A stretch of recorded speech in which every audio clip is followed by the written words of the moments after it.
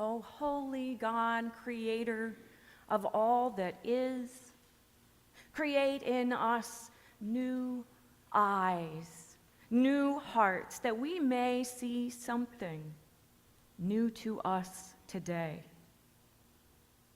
By your Spirit, transform us, heal us, be with us. And may the words of my mouth and the meditations of all of our hearts be acceptable in your sight, our strength and our Redeemer. Amen. I recently went to the mailbox and found one of the most dreaded pieces of mail that you can receive: a summons to jury duty. Now, I know that there are people who enjoy jury duty. They like it. They find it interesting. They want to serve on a case. Not me.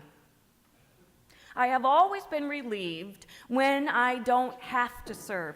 I hold my breath when I call the night before, hoping and praying I will be dismissed. One time, I did find myself in the courtroom being questioned as to whether or not I could be impartial, or did I know anybody in the case. I was very happy to be rejected and leave that courtroom. Job wants to be in a courtroom. Job wants a trial. Job has called God to appear in court and face charges of injustice. The book of Job tells the story of a man who has suffered terribly. He is certain that he does not deserve the terrible things that have happened to him, and he wants an explanation from the Almighty. It is important to know that the book of Job is a folk tale. It is a kind of parable meant to shake us up and see things in new ways. It is not history. There never was a man named Job. And yet, aren't we all Job? When terrible things happen and people suffer, isn't there a part of us that wants to bring God and put God on trial and wants to know why? Why did this happen? It makes us angry when horrible things happen to innocent people. We want a reason. Like Job, we want an explanation. There has to be a reason. We want to make sense out of suffering and pain. When hurricanes Helene and Milton caused devastation, we do know why on one level. Hurricanes are getting bigger and more powerful because fossil fuels warm the ocean, and warmer oceans suck up more rain and wind and creates strong storms. On one level, we know the reason people are suffering in Appalachia and Florida. But then the reasons become more complicated when two houses are next to each other and one is completely destroyed and the other one is untouched and perfect. Why did that happen? Was the foundation of the one that was destroyed, did they use bad concrete? Was the wood somehow defective? We want to find out so that maybe we can keep it from happening to us. Like the little pig, the third little pig, we want to be smart and build our house out of bricks. Now, Job's friends were sure that they knew why bad things happened to Job. Conventional wisdom at the time said Job did something wrong. He must have. They said everyone knows that God rewards people who are good and punishes those who are bad. In other words, Job somehow deserved what he got. For 37 chapters, Job's friends try to convince him that he must have committed some sin. Job might not even remember it or even know what he did wrong, but it must be something. With friends like Job's, who needs enemies? Sometimes I hear people say, everything happens for a reason. Or, even though what happened was terrible, surely God has a plan. Even if we don't understand it, somehow, even the most horrendous things are part of the grand plan God has. It's a mystery we just have to trust. God has a reason. I do not believe any of this. There is no good reason for what happened to people in Black Mountain or what is happening to people in Gaza. If we were to believe God had a reason to kill people, God would be a monster. So after 37 chapters of God's listening to Job's friends, God cannot take it anymore. God has had it. God has truly had it.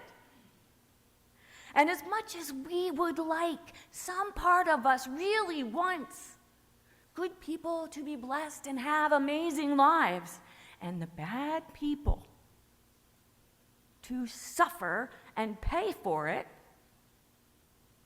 life experience shows us that that is not the way the world works. God does not reward the good and punish the bad. God does not buy into the whole reward and punishment paradigm. Well, Job is certain, and in fact, at the beginning of Job, it's very true that everybody says, or Job says, I did not do anything wrong. I am the most righteous person on earth, and that is the premise of the book of Job. So we have to remember it's a folk tale. We have to accept that. And Job is angry at God for punishing him.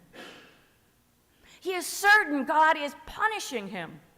And he has brought charges against God and called God to make a defense in court.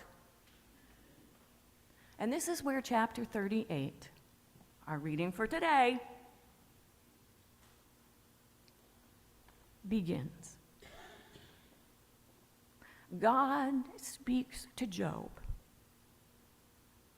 Gird up your loins like a man.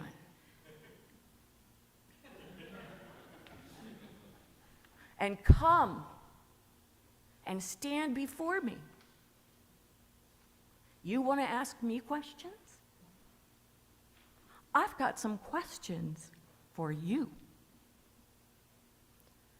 Where were you when I laid the foundation of the earth?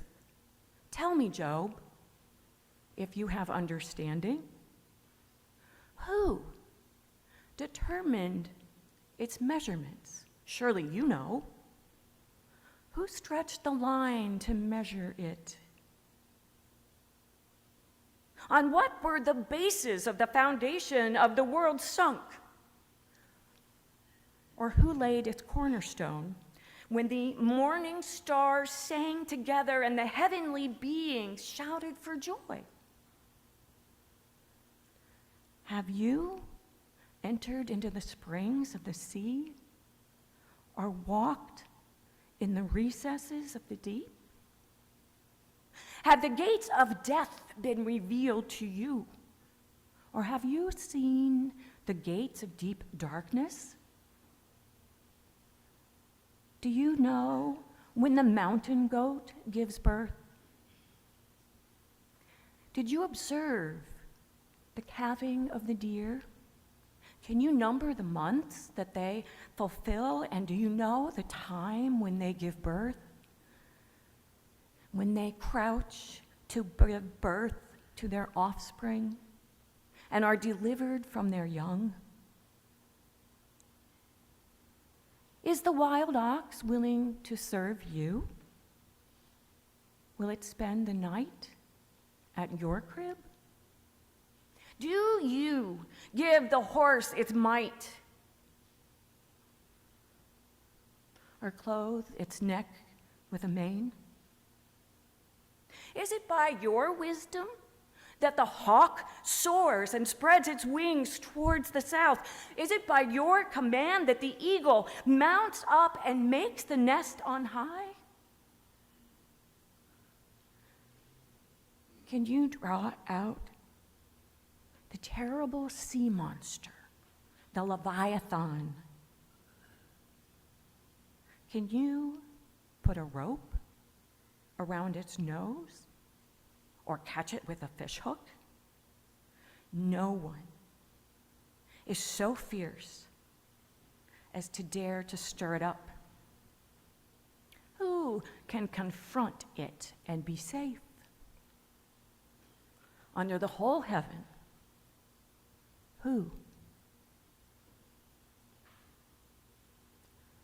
Job sees the world in right and wrong, reward and punishment, justice and injustice.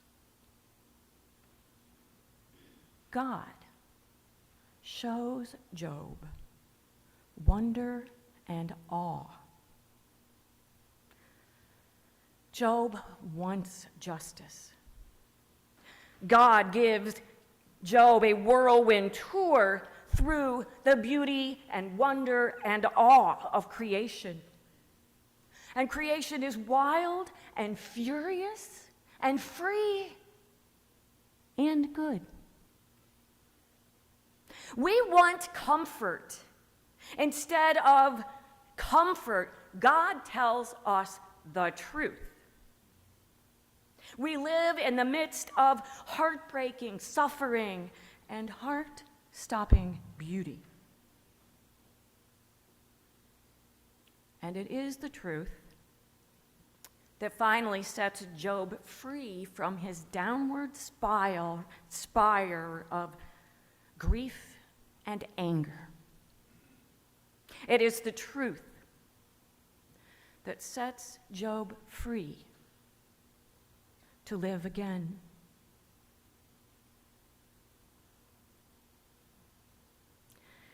As I said at the beginning, we are Job. This is why we go outside at night, to look at the stars, to find the Milky Way.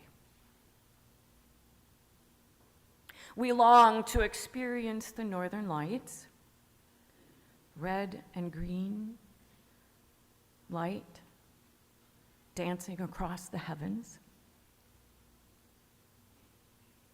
It's why we go to the ocean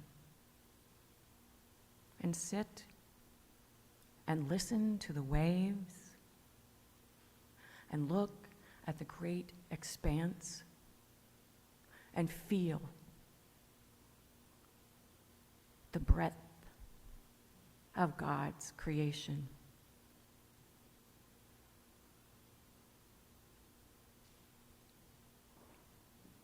When I was little, my family went camping, and we slept in a canvas tent. And sometimes at night, when I was falling asleep, it would rain, and I would hear the raindrops on the canvas. Pat, pat, pat. To me, it felt like God. Amen.